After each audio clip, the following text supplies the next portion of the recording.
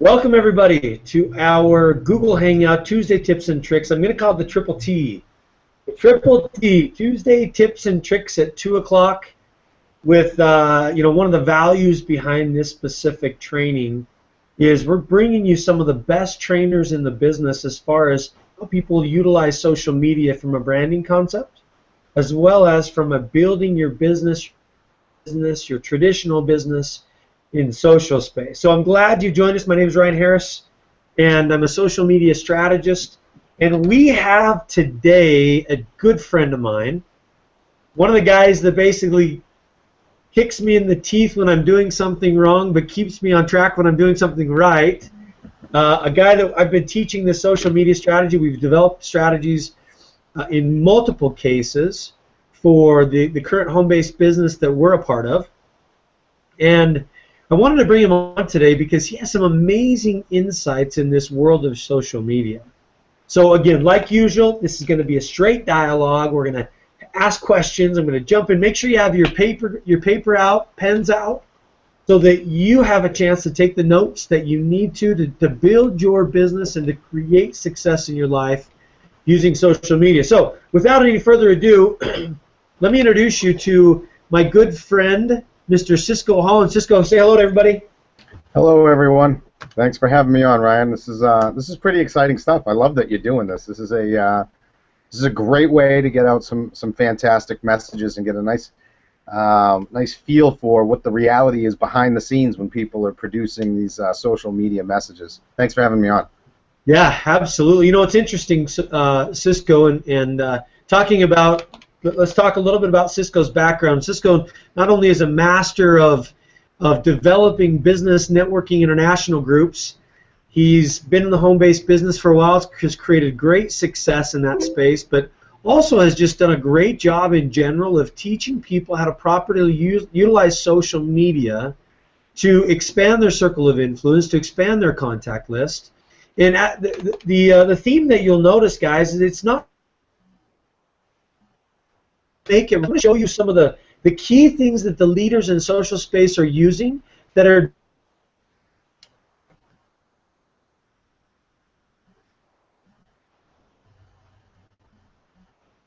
Ryan, you still with me?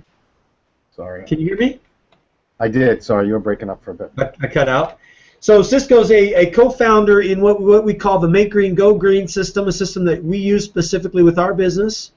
But he is a mastermind behind it. He's developed the concept, the content, the lead campaign systems, and everything else. And we'll probably talk a lot about that today. And for those of you that have listened to some of my trainings in the past, you've heard the strategies of lead capture and funnel systems and building your business authentically through social media. So, without further ado, my friend Cisco, why don't you give us a little bit of background first and foremost of what you've done. What you've done in your life, what your idea is of social media, how you see it projecting forward into the near future. And let's start there, and then as we go through this, I'm going to ask you questions. I'm going to jump in and make sure people are catching the nuggets that we're talking about. So, Cisco, it's yours, my man. Take it over. Okay. Well, hopefully I can provide you guys with some valuable content for this interaction of this discussion today. A little bit about my background. I've always come from the systems world. I started off working for the federal government in a paperless initiative in early days and moved on to corporate life, doing a lot of different systems-related solutions throughout. Actually, I got to travel around the world a little bit and work with different manufacturers in different countries. So I guess solutions have always been in my blood. The social media element has only in the past few years really been a focus of mine, and I'm fascinated with it. I love it. There's a couple of things that I really like about it, and I want, if there's a message that I can get out there today, is that embrace it.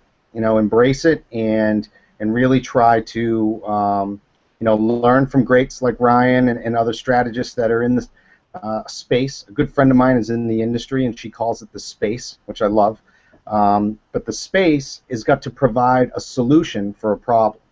And one of the things that I think in any business is the problem is, how do I get my message out? And really, I think that's what the focus needs to be about. And in one of my recent trainings, I talked a little bit about that. And ultimately, it's what is your message? Because people say, what do I do? Do I do a business Facebook page? Do I do a personal Facebook page? Do I do Google Plus, Twitter? I don't know what the differences are. And you try to take things from a digestible standpoint, and then really first identify your message. What is it that you're trying to portray or you're trying to get out there? Because in the end, that's what's going to attract like-minded people to your different profiles or pages or online social presence. So I guess if we started with that concept, Ryan, I'm not quite sure where you want me to go with that, but I think that's an important lesson for everybody to kind of grasp. So elaborate a little bit more on that. Tell us a little bit about this branding concept. Tell us how you've branded yourself, or what strategies would you share with people that are just brand new? I'd like to go and talk about the people that are brand new in social space, the people that are somewhat what I would consider active users, and then the experts. So let's first and foremost talk about the brand new person. What would you say to someone outside of embracing social media? What would be like 2 or 3 tips or tricks that you could give them to start to create, to do now to start to create success in their social media build? Well, the first thing I would say is identify what are some positive attributes of your personality that people generally gravitate to you. Because the thing of it is that there's no difference between online and offline. You are who you are. So if you're representing a concept, a personality, you are generally liked because of your humor, or if you're liked because of your values, or if you're whatever the reasons are that people are attracted to you in the real world, is going to be the same reasons that they're attracted to you in an online presence. So I always tell people, lots of times people come to me and say, well, I don't want to share too much about this or too much about that. And I feel that when you do start to embrace what your real personality is into your profile, then it ultimately starts to show production, and it starts to produce for you in a manner that is surprising. I always tell people when I mess up. People want to know when you've done something wrong. They always say Facebook is the highlight reel of your life, right? Nobody talks about, everybody shows vacation photos or when the kids look good. Nobody takes pictures of themselves when they look terrible in the morning. So I share a story now and again about locking my keys in the car, or my wife finding my deodorant in the refrigerator, and the real human stuff, so that people can relate to you and understand, hey, this is a real person.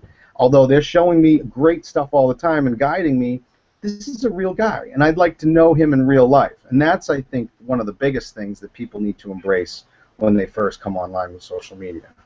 Yeah, so I have another question for you. What in the world is your deodorant doing in the refrigerator? I have a lot going on in my mind in the morning.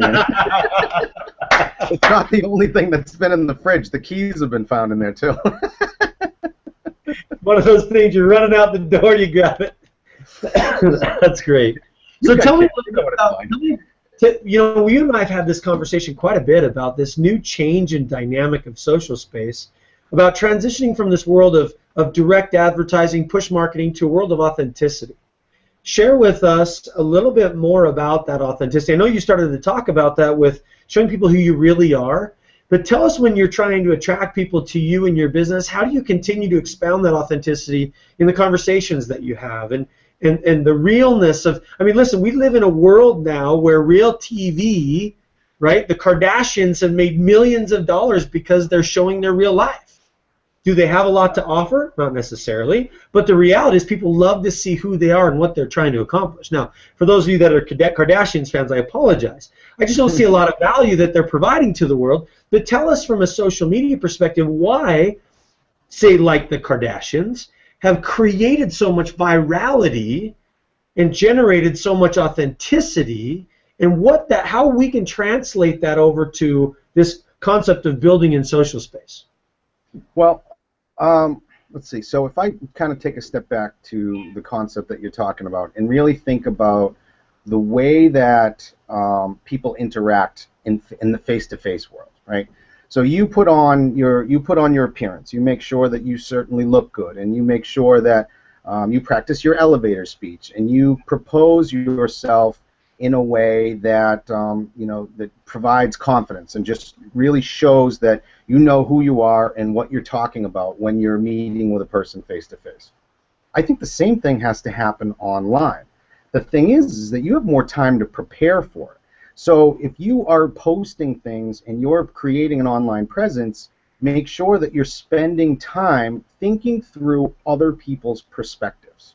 That's huge because we don't have body language, we don't have tone, we don't have a lot of the things that provide us with, I'll call it emotional intelligence, or provide us with perspective when we're talking face to face. So if you're going to put something online, try to think of it from different perspectives. Try to outline maybe play devil's advocate on anything that you're posting out there. How is somebody going to misconstrue this? Read your words back to yourself in a different tone. And of course, that comes second nature. I mean, you're fantastic at it. I'm sure your posts don't take you about 3 minutes to write, and you put them together quick, and they're out there, and they're always consistent. But I think that's something that people have to practice in the beginning when they're first creating their online presence. It's not something that comes naturally up front. You really have to think about things from a different way. Yeah. And then I guess the next thing that I would say for people is to, obviously you don't want to share everything personal about your family. You don't want to air your dirty laundry. You and I have talked about this before. You want to keep all negativity off of your page, especially now with some of the way that the new algorithms are working with social media, where the more people like you or click on certain things, the more you're going to show up in their news feed. So that is an important thing, to never ever have a negative element out there. But it doesn't mean don't be real. And that real piece is about sharing personal concepts and personal situations, but in a positive tone or in a positive light. In the end, you just got to be positive all the time, right? Yeah. Yeah, I mean, as hard as it is, right? I mean, and that's the thing about social media, right? Is you may be having a horrible day, so share it. Don't do it in a negative light, but spin it into something positive. Saying, listen, here's the frustrations I'm having. Here's a message that a lot of people can resonate with. You know, when I found Cisco, in what I like to share and the way that I like to brand myself is I share a lot of that. Like, here's the frustrations I have in my life. Here's the frustrations I've seen, and here's something to help me get out of that. So take a negative or a negative thing in your life and spin that to be a positive thing. Do the lessons learned, right? Okay, here's what we learned from that long term. Yeah. And then I would say the next thing that's important is to develop a system. If you notice online, there's a lot of people now making money off of systems, whether they're affiliate marketers or just representing a company that has a system. To me, a system is really defined as whatever you document as a process. It could be an application. In my case, Make Green Go Green is what I've developed as a system in conjunction with software developers, and it can be a portion of the system, but there's still an element of my social media strategy that's a system to me, as far as time management, contact management, any type of strategy that you're putting out there. If you are in the health and wellness field, you want to identify health and wellness articles and content and information, make sure that you're liking them, you're sharing them, but also connect with the people that are doing that as well. One of the best things I think I've ever learned is that you always start off a new interaction with a person with a compliment. And when you're doing that as an actual strategy, you're looking for people that are saying things that are relative or that you like. So really, that's a strategy in itself. Find people via their likes and shares and comments that relate to you, and then provide them with a compliment, try to connect with them, and create a new relationship. So that's definitely using a system is going to be the most important thing for yourself if you're trying to develop a social media strategy. So let's say, Cisco, I don't have a system in place. Let's say I don't have a contact management system in place. I'm building this home-based business, and I talk to people all day, every day through social media. What are some recommendations that you might give?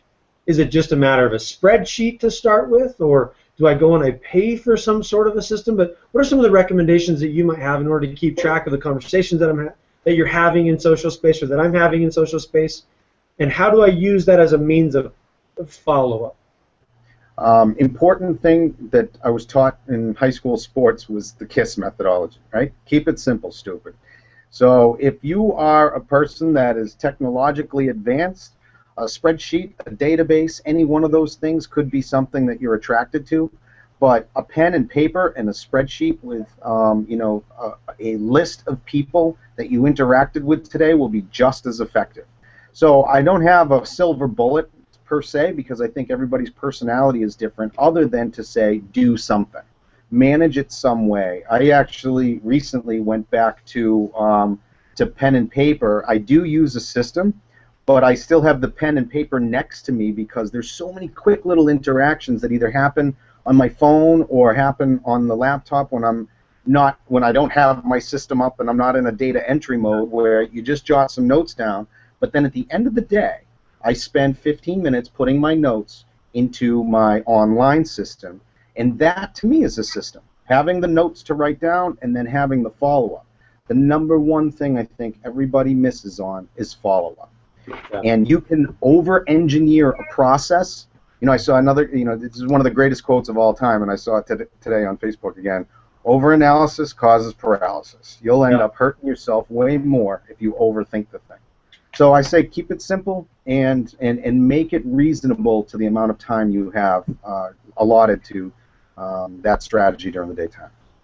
So tell us, let's shift here. Let's shift a little bit from where we've been talking value, talking systems. Let's talk about how you specifically have utilized social media from a recruiting perspective, or from an engagement perspective, to establish and continue to expand your contact list. Tell us a little bit more about how you've done that, what that approach has looked like, and what type of success you've yielded from that.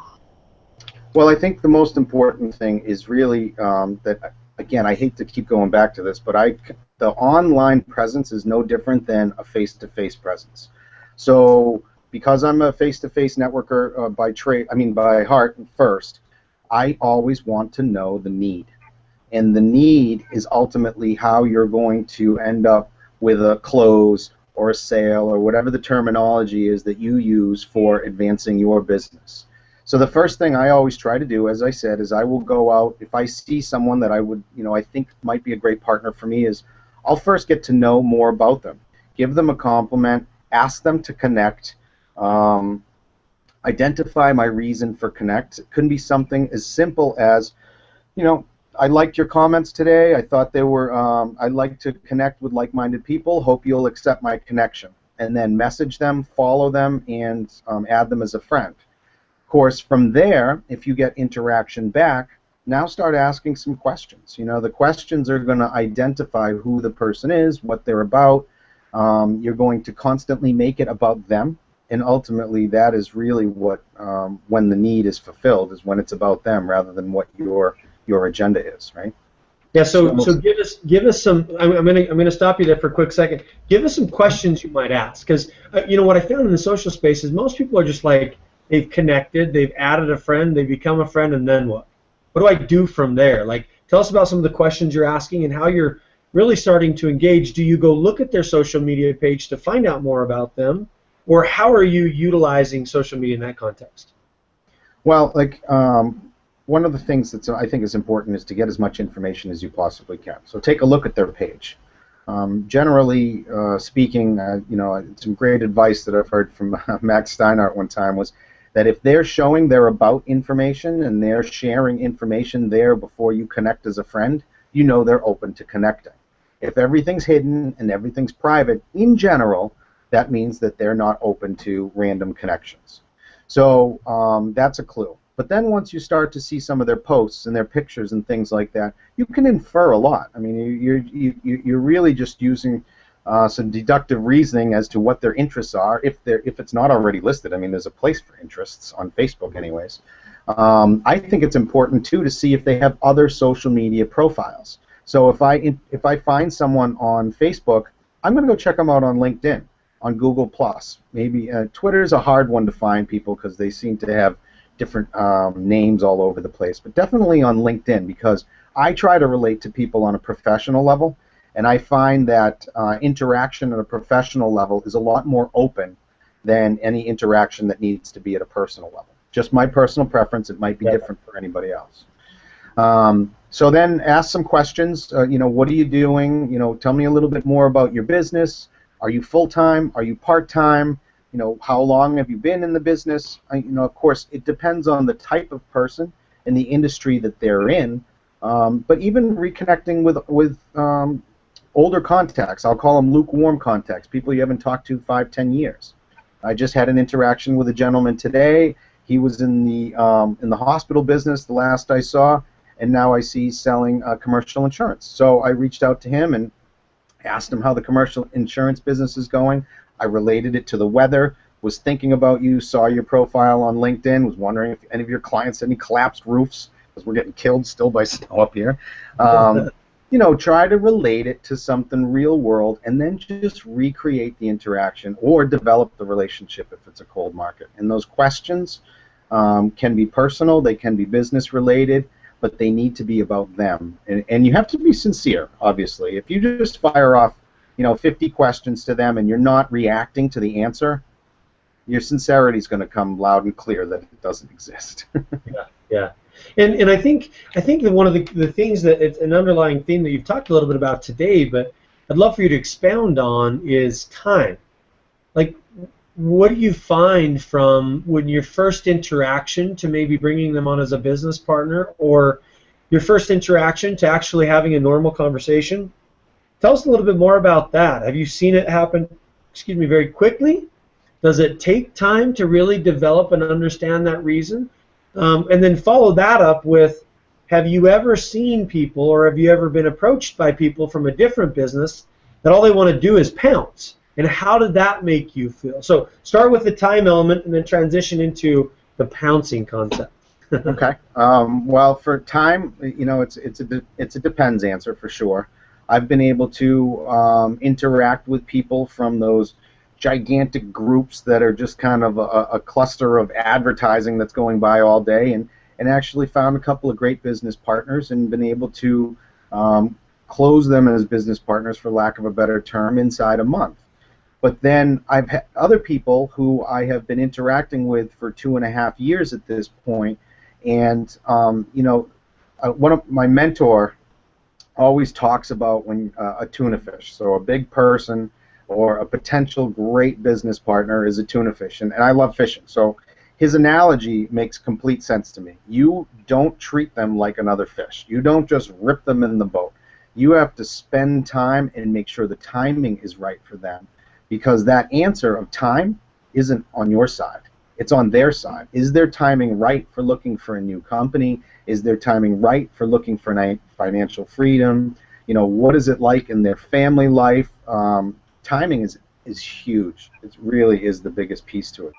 Yeah. So again, patience, I guess, is the most important lesson when it comes to how long does it take to convert someone. Now, everything's a numbers game, so the more people you're interacting with, the more people you're going to be able to convert to your concepts quicker.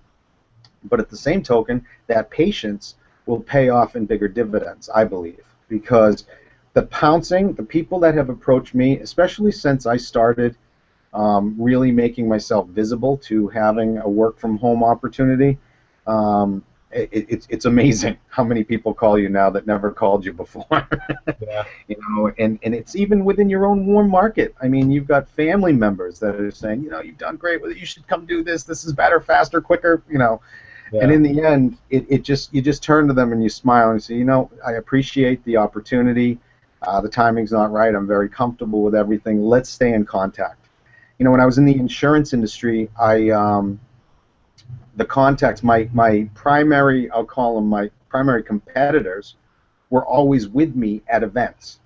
And I learned very quickly that if you treat them right and you are cordial and a professional with those people, you never know where they're going to land in the future. And many times they landed as potential clients and ultimately did become clients because of the way that I handled them when they were competitors.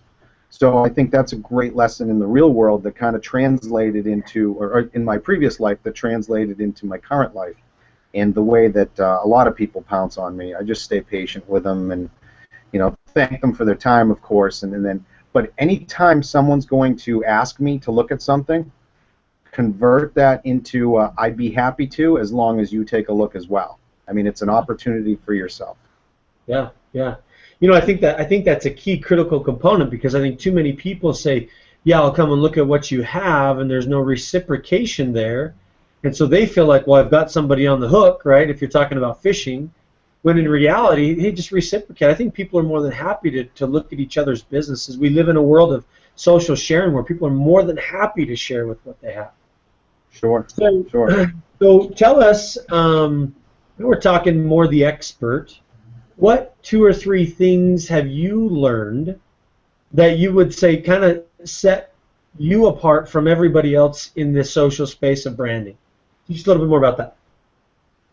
Well, I don't know if it's, you know, I'll tell you, one of the things is consistency. I think consistency is key. Your message needs to be consistent, but your actions need to be consistent as well. Managing, you know, to our earlier point, managing time is huge. I don't look at news. I try not to look at news feeds anymore. I try not to react to emails. I try to block out my day in various different blocks so that I'm spending time, you know, with each one of the different strategies. For example, in 20 minutes, I'm heading out and I'm running my my casual networking group. That's a face-to-face strategy. So this is, you've got my one of my hour-and-a-half blocks of of time when it comes to being online today. Yeah. So time management and I think patience is the other one too. It's because there's no silver bullet. So I try to strategize my online presence, each one of my different strategies as a, I think of it like, I love Gold Rush and those shows, you know, yeah, with Alaska.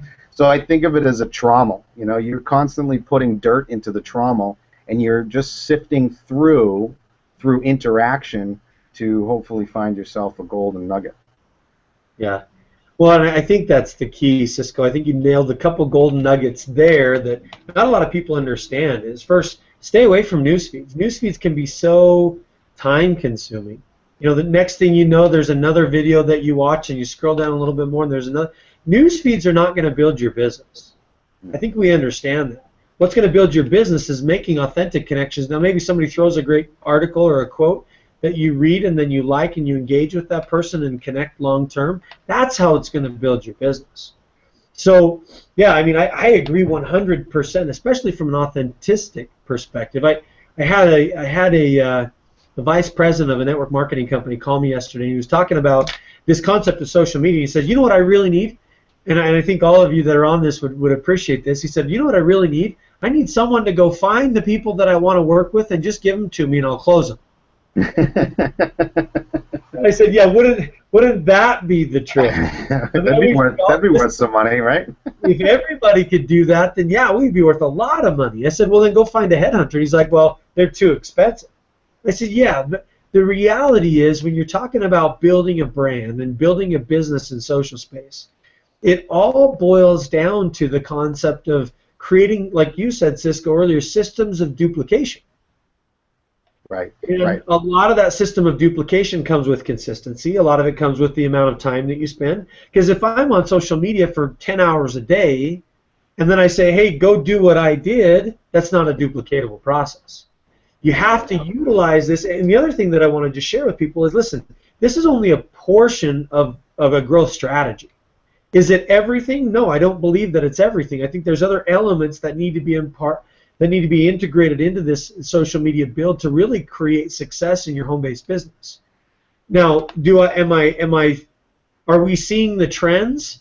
Yeah, I think so. And that was the next question I wanted to lead into you, Cisco, is what do you see the future of the home-based business world? How do you see the the home meetings and the presentations, where do you see all that formulating, percolating, and how do you see what would be your recipe for success in the next 5 years in the home-based business world? Well, I would say that the trends are that its authenticity is being revalidated. Just the pure economic situation of the world has got people looking at Plan Bs. And I think that one of the things that people like Eric Worre and some of the other really respectable leaders out there are doing is they're bringing back teaching people the right way to do things. They're taking out the pouncing, they're taking out the hyping, the baloney, the lies, and they're fixing the industry back to so that it's a respected industry. I was doing some statistics recently on, and I wish I had them in front of me, I'm not prepared for it, but it is incredible to see the amount of business that's being done. I think, and even one of the statistics, I don't know, Ryan, you might even know this off the top of your head because you're sharp like that, but I think that out of the percentage of women that are millionaires, it's something like 84% came from home-based businesses. Yep. And it was like a ridiculous number. And I thought to myself, these are the types of statistics that people need to look at and open their mind to. And I also think that something I wanted to kind of go back just real quick is something that's important to keep in mind when you're doing your online strategy and building your brand is to not always take the stance that you're the best or that your company's the best. Everyone that has a home-based business believes their company is the best. Yeah. And it's important to be respectful of their position and perspective, if we were to go back to that concept, when talking to people. So I just wanted to make a quick note of that because that was one of the things that I wanted to say. But I think it's very important to see that the trends are going towards, it will never be a complete business. It's not going to take over the world. Yeah. But it certainly is going to take a larger chunk of the market share from a convenience standpoint and a shipping standpoint. I mean, people just don't have time to go shopping anymore. So products and services just make sense to be delivered. I'll tell you right now, there's an Amazon box in front of my house. I guarantee it right now. It seems like it's daily. It's the truth. I feel the same way. I come home, there's another box on my counter. I'm like, all right, what did you buy today? Like, not in a condescending way. Like, what did you buy today? Sweet, did you get me anything? It's never for me. I mean, if it was more for me, then I'd be in a world of heaven. But you're exactly right. Commerce in general is changing. So tell us your perspective on the build in the future. Like, how do you think network marketing, social media, direct sales businesses are going to be built in the future? Do you feel like it's going to be like the old school of belly to belly, or are we really going to be able to create an authentic feel of community online to where you have the same efficacious approach to conversations, to dialogue, to presentations? Is that going to be a key element moving in the next 5 to 10 years in this building space of growing an organization or building a home-based business? What are your thoughts there? Well, I think that what you'll start to see is you'll see people evolving because of the way that the softwares are controlling us. For example, Facebook's changes with advertising is going to change how you interact. And if you look over the last 2 years even, the way you search for people, the way things are always changing. So I think what you'll see is the trends will stay with referrals. Referrals are second only to advertising as far as how businesses generate, right? So referrals are going to be a key piece. To me, that means my online relationships are going to be crucial, because even if I don't close someone as a business partner for myself, I want to walk away from them enjoying my time, enjoying my news feeds, and having respect for me as a business partner, because they're going to be a referral source in the future. So I think that the trends will go towards more like private groups and things like Google Hangout and maybe even groups within LinkedIn where it's a more open atmosphere, less public, so that you can keep a lot of the noise out. But remember, all of those atmospheres are defined by are defined by your like-minded people. So again, it goes back to your presence, who you are, who you're meeting and interacting with, and then finding each other, and almost like, for lack of a better comparison, going back to a group of fish. You know, you kind of float along with your with each one of your schools. Yeah. They call it schools of fish, right? Because they all go together. And I mean, listen, we are in this world of education. I think Eric Worre said it best when we said, listen, we're not out to sell people products and services. We're out to educate the masses on what the network marketing industry can provide. He just said, basically, we have a better way. We've got a better way to live our lives. And, you know, it's up to us to really to develop the right strategies, develop the right systems, develop the right trainings and coaching and mentoring so that people don't just slaughter this industry. I mean, that's my biggest fear in the social space, and that's one of the reasons I do these triple T's, the Tuesday tips and tricks, is because I want people to really understand that, you know, if you're authentic in social space, it's perfectly okay. There's nothing wrong with it. As a matter of fact, it's better to do it that way than to go and post and advertise and post and post. And I mean, it's kind of like a shotgun approach, shooting it out there, hoping something hits, and if it doesn't, oh well.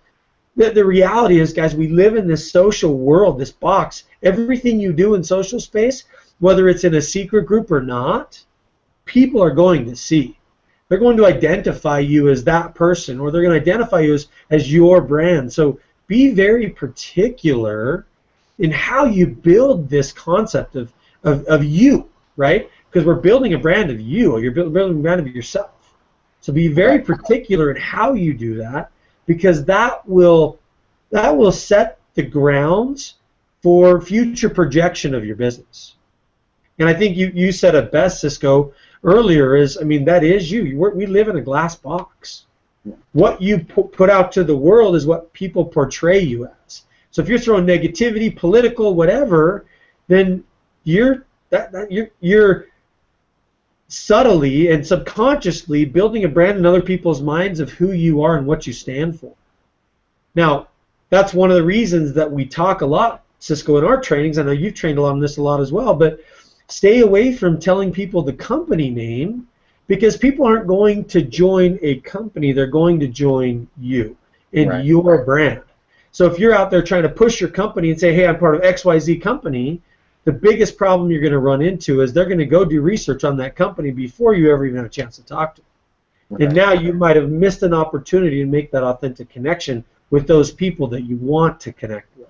That could be the big tuna in the future, right? 100%. I mean, I have several in my organization that were, you know, using the products before, you know, had the concepts of grandeur that everything was going to be perfect, they were going to make a boatload of money, had no leadership, and then no vision, no encouragement, and ultimately fell off. And you know, when you come back with the right team, with the right attitude, and the right people, products were always good. So that's really that extra ingredient, you know, that made the souffle rise, so to speak. So I think it's an important concept. I know people are worried about it. You know, they feel like you're being sneaky, or I just want you to give the name out there. But are you branding the company, or are you branding yourself? And that is that first question that we talked about today, is what's your message? Is it me, the lifestyle, the importance of my family? Is it the amount of time that I'm spending with them and things that I'm not missing that's more important than you know, than actually naming the company and identifying whatever their message is? And I say no. I say, to me, I mean, that book, what is it, Ann Siege, The Renegade Marketing, where everybody should own their own name.com, because in the end, you're branding yourself. That's exactly right. That's exactly right. Well, listen, Cisco, it's been a true pleasure. I've got one more last question that I ask all of my guests on this Tuesday Tips and Tricks, and that is this. What's next? What's next for you? What's next for me? Yeah. I think that the biggest thing that's next for me is, I guess that's a good question. The next thing for me is to be, you'll see some strategies that are going to be ahead of the curve. I think it's important to be a person that thinks outside of the box and puts some things in place that everybody just says, wow, that's great, and then kind of follows behind. So I can't really identify what that specific thing is, but keep your eyes open. It'll be ahead of the curve. Well, and that's one thing that I've just respected so much, Cisco, about you and what you've done in this social space and what you're teaching to those people who are part of your organization specifically, but even on a massive level, what you're teaching the masses is how do we stay ahead of the curve? What's next? I mean, I think that's always the question, and you and I talked about this a lot. That's probably one of the questions that's on the forefront of your mind of what's next. So, guys, listen, I appreciate, Cisco, appreciate having you on here. If you have a chance, if you watch this video and you have a chance, go ahead and drop some comments here in the YouTube video below, in the comment section below, and just let us know what's next for you, what that looks like for you in your business. I don't want to make this a pitch fest of whose business and what business and how. Just tell us what's next for you and what things that you've learned, maybe one or two things that you learned throughout this broadcast. And then also reach out if you haven't connected with me on social media. Connect with me, Ryan. I'm Mob Harris. Make sure you get out and connect with Cisco as well. We'll put both of our profiles in the link below. And great value, Cisco. I really, really appreciate it. It's been an honor and a pleasure. I know we have a lot of people that aren't on with us, so I'm going to kick out an email for those that are registered for this that has this recorded version so they can catch it if they missed it as well. So, thank Cisco, you so much for your time, Ryan. Appreciate it, buddy. Okay, take care, everybody. Bye, guys. Bye.